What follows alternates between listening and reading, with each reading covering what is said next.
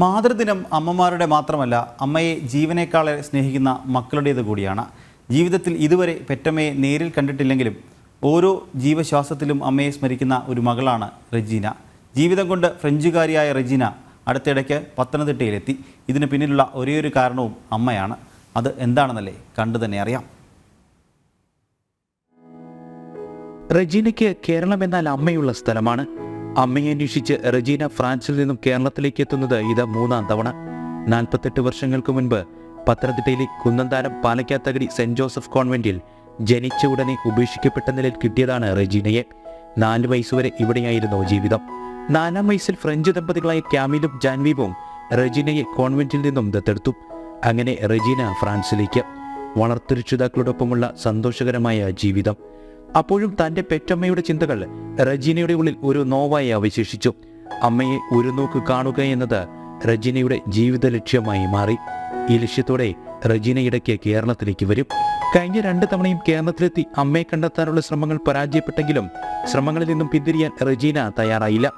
അങ്ങനെ ഭർത്താവ് അർണോൾഡ് ഡാനിയലിനുമൊപ്പം റെജീന വീണ്ടും കേരളത്തിലേക്ക് എത്തി. ഇത്തവണയും ഒന്നും സംഭവിച്ചില്ല. പാലക്കാത്തകടി കോൺവെന്റിൽ ഇപ്പോൾ റെജീനയ്ക്കറിയാവുന്ന ആരുമില്ല. കുഞ്ഞുനാളിലെ ഒരു കൊലുസും 4-ാം വയസ്സിലെടുത്ത ഒരു ഫോട്ടോയും മാത്രമാണ് കേരളത്തിലേതെന്ന് പറയാൻ റെജീനയ്ക്ക് ആകെയുള്ളത്. പെറ്റമ്മയെ കണ്ടെത്താനാകാതെ നിരാശയോടെയാണ് ഇത്തവണയും ഫ്രാൻസിലേക്ക് റെജീനയുടെ മടക്കം. I'm here because I was born here and I would like to find my biological parents or relatives. I was born near here in Palakatakti and I went to the Saint Joseph convent.